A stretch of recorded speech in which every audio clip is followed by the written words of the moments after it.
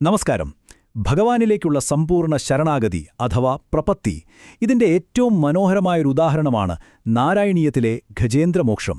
ഭഗവാന്റെ കാരുണ്യവും ഭക്തന്റെ ആ നിരുപാധികമായ സമർപ്പണവും ഒന്നിക്കുന്ന ഈ അത്യപൂർവ ആത്മീയ യാത്രയിലേക്ക്, ഈ പ്രത്യേക അവതരണത്തിലേക്ക് നിങ്ങൾക്കേവർക്കും ഹൃദയം നിറഞ്ഞ സ്വാഗതം.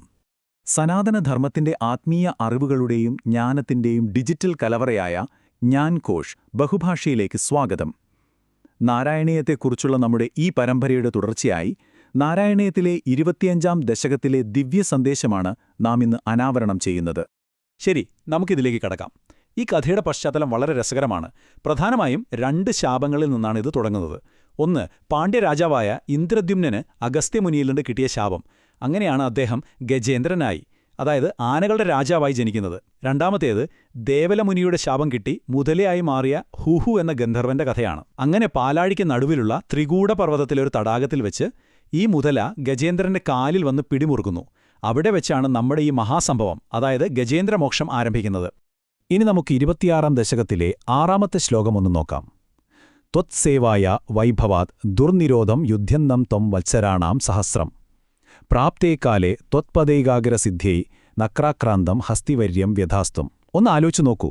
1000 വർഷമാണ് ഗജേന്ദ്രനും മുതലയും തമ്മിൽ യുദ്ധം ചെയ്തത്. ഈ നീണ്ട പോരാട്ടം സത്യത്തിൽ ഭഗവാൻ തന്നെ നിശ്ചയിച്ചതാണ്. കാരണം ആനയുടെ ആ ഒരു അഹങ്കാരം പൂർണ്ണമായും ഇല്ലാതാകാനും ഭഗവാനിലേക്ക് മാത്രം മനസ്സ് കേന്ദ്രീകരിക്കാനുള്ള ആ ഏകാഗ്രത ലഭിക്കാനും ഭഗവാൻ ഒരുക്കിയ വഴിയായിരുന്നു അത്. ശരണാഗതിയുടെ ശരിയായ സമയം വന്നെത്തിയെന്ന് ഭഗവാൻ തീരുമാനിച്ച നിമിഷമായിരുന്നു അത്. ഗജേന്ദ്രന്റെ ആ സമ്പൂർണ്ണ സമർപ്പണത്തെയാണ് 26ാം ദശകത്തിലെ 7ാമത്തെ ശ്ലോകം വരച്ചു കാണിക്കുന്നത്.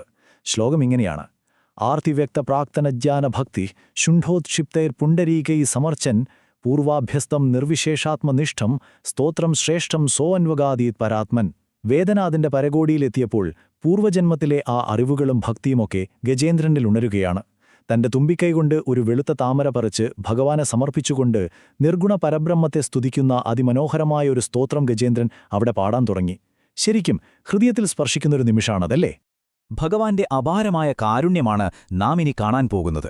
26ാം ദശകത്തിലെ 8ാമത്തെ ശ്ലോകം പറയുന്നു: ശ്രുത്വാ സ്തോത്രം നിർഗുണസ്ഥം സമസ്തം ബ്രഹ്മേശാദ്യേർ നാഹമിത്യപ്രയാത്തെ സർവാത്മാത്വം ഭൂരികാരുണ്യവേഗാത് താർക്ഷാരൂഢ പ്രേഷിതോ ഭൂപുരസ്ഥാത്.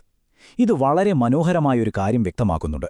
നിർഗുണനായ പരബ്രഹ്മത്തെക്കുറിച്ചുള്ള ആ സ്തുതി കേട്ടിട്ട് ബ്രഹ്മാവും ശിവനും മറ്റ് ദേവന്മാരുമൊക്കെ അത് തങ്ങളെക്കുറിച്ചല്ല എന്ന് കരുതി മിണ്ടാതിരുന്നു.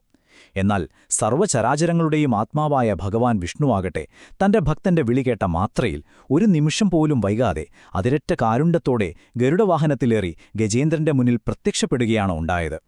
ഈ കഥയുടെ ഏറ്റവും നിർണായകമായ നിമിഷം ഈ 9ാമത്തെ ശ്ലോകത്തിലാണ്. 26ാം ദശകം 9ാം ശ്ലോകം: ഹസ്തീന്ദ്രം തം ഹസ്തപദ്മേന ധൃത്വാ ചക്രേണത്വം നക്രവര്യം വ്യധാരി ഗന്ധർവേസ്മിൻ മുക്തശാപേ സ ഹസ്തി ത്വത്സാരൂപ്യം പ്രാപ്യ ദേദീപ്യതേ സ്മ. ഭഗവാന്റെ ആ പെട്ടെന്നുള്ള ഇടപെടൽ നമ്മെ ശരിക്കും വിസ്മയിപ്പിക്കും. ഭഗവാൻ തന്റെ താമര കൈകൾ കൊണ്ട് ഗജേന്ദ്രനെ പിടിച്ചുയർത്തുകയും തന്റെ സുദർശന ചക്രം കൊണ്ട് മുതലയെ വധിക്കുകയും ചെയ്തു.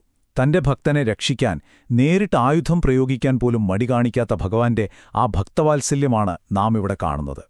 ഇനി ഈ അവസരത്തിൽ എടുത്തുപറയേണ്ട വളരെ രസകരമായൊരു കാര്യമെന്തെന്നാൽ, ഈ ഒരൊറ്റ സംഭവത്തിലൂടെ ഒരേ സമയം 2 പേർക്കാണ് അവിടെ മോക്ഷം ലഭിച്ചത്. ഒരു വശത്ത് മുതലയ്ക്ക് ശാപമോക്ഷം ലഭിക്കുകയും അയാൾ വീണ്ടും ഹുഹു എന്ന ഗന്ധർവനായി മാറുകയും ചെയ്തു. മറുവശത്തോ ഗജേന്ദ്രന് ഭഗവാന്റെ അതേ രൂപത്തിലുള്ള സാരൂപ്യമോക്ഷം ലഭിക്കുകയും ആന തിളക്കമാർന്നൊരു ദിവ്യരൂപം പ്രാപിക്കുകയും ചെയ്തു. ഭഗവാന്റെ താമരക്കൈകളും സുദർശന ചക്രവും ഒരേ സമയം 2 ആത്മാക്കളെയാണ് സംസാരദുഃഖത്തിൽ നിന്ന് കരകയറ്റിയത്. ശരിക്കും അത്ഭുതകരമല്ലേ ഇത്?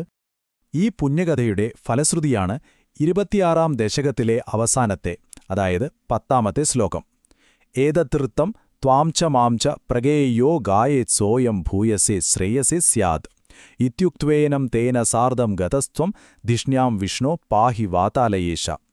അതിരാവിലെ എഴുന്നേറ്റ് എന്നെയും നിന്നെയും ഈ കഥയും ആര് സ്തുതിക്കുന്നുവോ അവർക്ക് പരമമായ മോക്ഷം ലഭിക്കും എന്ന് ഭഗവാൻ ഗജേന്ദ്രന് ഉറപ്പു നൽകുകയാണ്. അതിനുശേഷം ഗജേന്ദ്രനുമായി ഭഗവാൻ വൈകുണ്ഠത്തിലേക്ക് മടങ്ങി.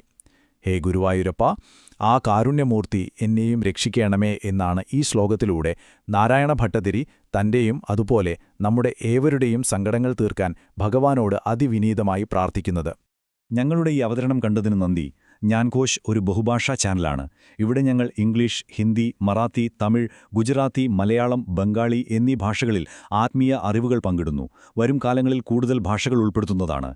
സനാതനധർമ്മത്തിന്റെ അമൂല്യമായ നിധികൾ ലളിതവും വ്യക്തവും അർത്ഥവത്തായതുമായ രീതിയിൽ നിങ്ങളിലേക്ക് എത്തിക്കുകയെന്നതാണ് ഞങ്ങളുടെ ലക്ഷ്യം. ഞങ്ങളുടെ ചാനലിൽ നിങ്ങൾക്ക് ശ്രീമദ് ഭാഗവതം, ഭഗവത്ഗീത, മഹാഭാരതം, ലളിതാ സഹസ്രനാമം, ദൈവത്തിൻ കുരൾ, സൗന്ദര്യലഹരി, മഹാരാഷ്ട്രയിലെയും ബംഗാളിലെയും വിശുദ്ധരുടെ കഥകൾ, ആദിശങ്കരന്റെ ദിവ്യാവതാര കഥ എന്നിവയെക്കുറിച്ചുള്ള പ്രതിദിന അവതരണങ്ങൾ ഒന്നിലധികം ഭാഷകളിൽ ലഭ്യമാണ്. ഞങ്ങളുടെ ഈ ഉള്ളടക്കം നിങ്ങൾക്ക് മൂല്യമുള്ളതായി തോന്നുകയാണെങ്കിൽ ദയവായി ജ്ഞാൻകോശ് ചാനൽ സബ്സ്ക്രൈബ് ചെയ്യുക. അതിനാൽ ഞങ്ങളുടെ പുതിയ അവതരണങ്ങളെക്കുറിച്ചുള്ള അറിയിപ്പുകൾ നിങ്ങൾക്ക് ലഭിക്കും.